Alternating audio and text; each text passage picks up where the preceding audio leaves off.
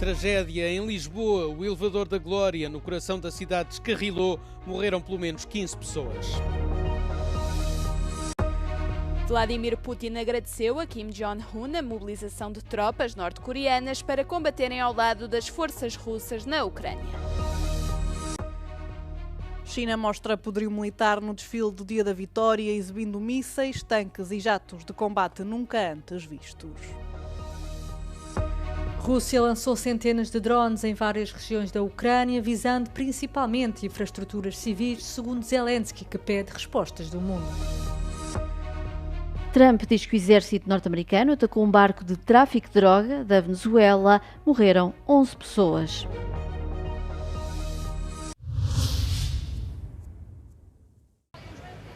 Lisboa foi atingida pela tragédia. O descarrilamento do elevador da Glória, um dos históricos funiculares da cidade, fez pelo menos 15 mortos. Cerca das 18 horas, o funicular que descia à calçada da Glória, em direção à Praça dos Restauradores, em pleno coração da capital portuguesa, perdeu o controlo e embateu violentamente num prédio. O acidente fez ainda 18 feridos, dos quais 5 em estado grave, que foram encaminhados para os principais hospitais de Lisboa. As autoridades ainda não adiantaram pormenores sobre a nacionalidade dos mortos ou feridos. Teme-se que haja vários estrangeiros entre as vítimas, já que esta é uma atração turística. O acidente terá sido causado pela quebra de um cabo. O Ministério Público já abriu um inquérito. Este é certamente o acidente mais trágico de que há memória nos transportes em Lisboa. Pelo elevador da Glória passam todos os dias milhares de pessoas, muitos locais, mas também, sobretudo, muitos turistas, sobretudo turistas estrangeiros. Porque este é mais do que um meio de transporte, este é um postal da cidade de Lisboa. Perante a tragédia, o Governo já decretou um dia de luto nacional. Ricardo Figueira, Euronews, Lisboa. O presidente russo agradeceu ao líder da Coreia do Norte, Kim Jong-un, por fornecer tropas para ajudar as forças russas que combatem na Ucrânia. A posição foi transmitida por Vladimir Putin durante uma reunião entre os dois aliados em Pequim. Segundo a Coreia do Sul, Pyongyang terá destacado cerca de 15 mil militares para a Rússia desde o ano passado. Acredita-se que milhares destes soldados tenham sido mortos ou feridos durante os combates na região russa de Kursk, onde as tropas ucranianas lançaram uma ofensiva surpresa em agosto de 2024. Os especialistas acreditam ainda que Moscou, em troca desse apoio, enviou bens variados como petróleo e equipamento militar para a Coreia do Norte. Pyongyang já reconheceu publicamente ter destacado soldados para a fronteira entre a Rússia e a Ucrânia em abril e comprometeu-se a mobilizar trabalhadores para ajudar a reconstruir certas partes da região de Kursk. O raro encontro entre os dois líderes ocorreu enquanto a China realizava um dos maiores desfiles militares da sua história em Pequim para celebrar os 80 anos do fim da Segunda Guerra Mundial na Ásia. A China mostrou o seu músculo militar numa parada politicamente carregada. O desfile exibiu mísseis, tanques e jatos de combate nunca antes vistos. Entre os equipamentos militares apresentados estavam um novo míssil balístico intercontinental, drones submarinos gigantes e uma nova arma laser. O desfile também apresentou várias novas ogivas hipersónicas, uma área em que Pequim está a avançar. Os peritos indicam que a China tem-se concentrado no desenvolvimento das suas forças de mísseis e rockets como parte essencial da sua estratégia de defesa para contrariar a superioridade naval dos Estados Unidos. Durante o evento, o líder chinês Xi Jinping elogiou as Forças Armadas e apresentou a China como uma força imparável. O desfile, que assinalou o 80º aniversário da vitória da China sobre o Japão na Segunda Guerra Mundial, teve lugar na Praça Tiananmen e contou com a presença de líderes de todo o mundo. O evento quis mostrar como Pequim liderou uma ação de modernização do Exército Popular de Libertação. O país investiu fortemente no desenvolvimento de armas para transformar as Forças Armadas no que o presidente chinês disse ser uma força de combate de classe mundial. Os Estados Unidos registaram o rápido desenvolvimento militar de Pequim e relatórios indicam que a China pode estar a ultrapassar o país em vários aspectos depois de 2 décadas de investimento militar concentrado.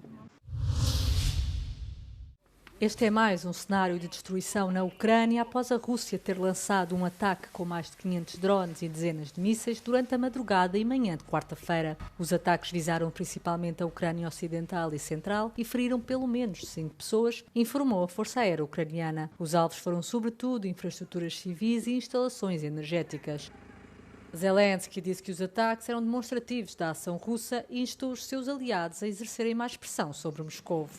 A ofensiva surge numa altura em que vários líderes europeus reúnem esforços para reforçar as defesas da Ucrânia na sequência do fracasso das conversações de paz lideradas pelos Estados Unidos da América. Na quarta-feira, o secretário de Estado da Defesa do Reino Unido, John Healey, chegou a Kiev para conversações com o seu homólogo ucraniano, Denis Shmyhal, onde os dois discutirão os esforços conjuntos de defesa. Já Vladimir Putin deslocou-se à China para se encontrar com o líder chinês Xi Jinping e com o líder norte-coreano Kim Jong-un, ambos acusados pelos Estados Unidos de continuarem a apoiar os esforços de guerra da Rússia.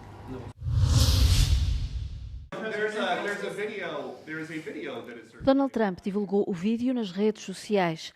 O ataque a um barco que o presidente norte-americano diz ser do Tren de Aragua, um grupo de tráfico de droga da Venezuela. Trump diz que o exército norte-americano foi responsável pelo ataque e que morreram 11 pessoas que diz serem narcoterroristas. Na Casa Branca, Trump disse aos jornalistas que está empenhado em combater o tráfico de droga para os Estados Unidos. Over the last few minutes, literally shot out a boat, a drug-carrying boat, a lot of drugs in that boat. We have a lot of drugs pouring into our country, coming in for a long time, and these came out of Venezuela and coming out very heavily from Venezuela. A lot of things are coming out of Venezuela, so we took it out. O vídeo mostra uma lancha que se deslocava a grande velocidade a ser atingida e a incendiar-se. A Venezuela diz que estas imagens foram feitas por inteligência artificial. Esta medida surge depois de os Estados Unidos terem intensificado a presença de navios de guerra no Mar das Caraíbas. Uma medida da nova administração para combater os cartéis de droga, mas que está a ser mal recebida pelos governos da região. A Venezuela já respondeu a esta presença militar norte-americana. O presidente Nicolás Maduro enviou soldados e armamento para toda a costa do país e pediu à população que se alistasse em milícias civis. Trump acusa Maduro de liderar o grupo de narcotráfico Tren de Aragua. Caracas diz que Washington está a tentar uma mudança de regime na Venezuela.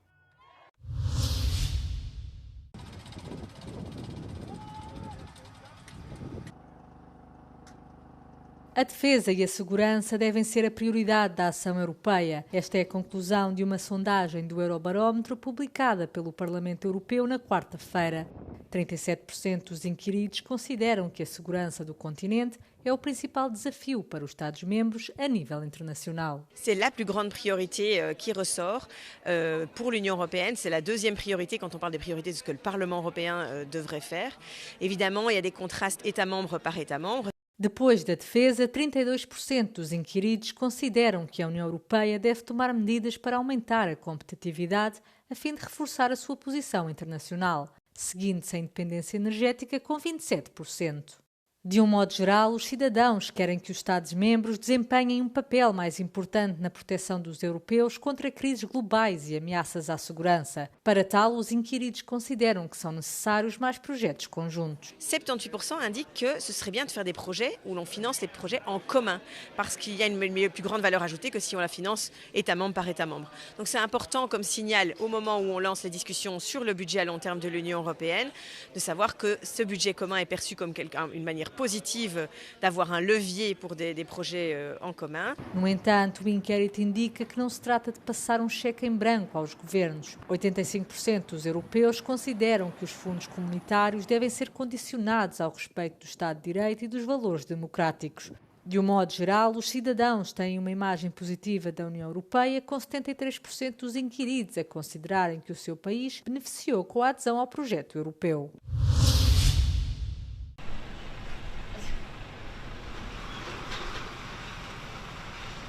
A Comissão Europeia lançou o processo de ratificação de acordo comercial com o Mercosul, que inclui a Argentina, o Brasil, o Paraguai e o Uruguai. A Comissão propõe acrescentar cláusulas de salvaguarda para convencer os Estados-membros que mostram resistência, como a França, e tranquilizar os agricultores europeus que temem a concorrência desleal do acordo. Should the market disruption occur, the proposed 6.3 billion euros of a unity safety net under the next multi-annual financial framework stands ready to support the agricultural sector.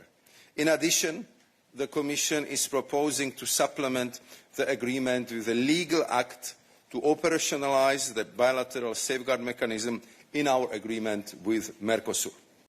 A Comissão vai controlar as importações de produtos agrícolas sensíveis, como a carne de bovino, o açúcar e as aves de capoeira, e vai ainda apresentar relatórios semestrais sobre as mesmas. Se forem observadas perturbações do mercado num país-membro, a Comissão terá cerca de 20 dias para reagir.